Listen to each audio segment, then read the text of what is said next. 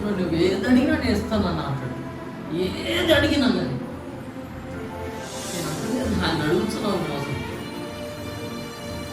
అడిగి అంత relation maintain చేస్తున్నావా? ఆయనతో మాట్లాడడానికి ప్రార్థన చేస్తున్నావా?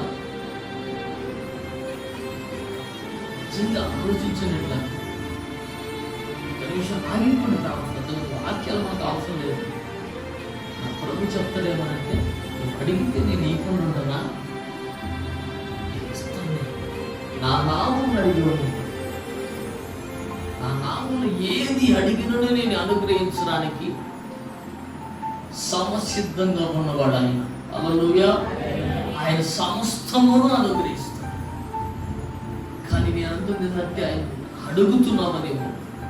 నీవు అడిగితే ఎట్లా గడుగుతున్నావు చెప్తాను కదా.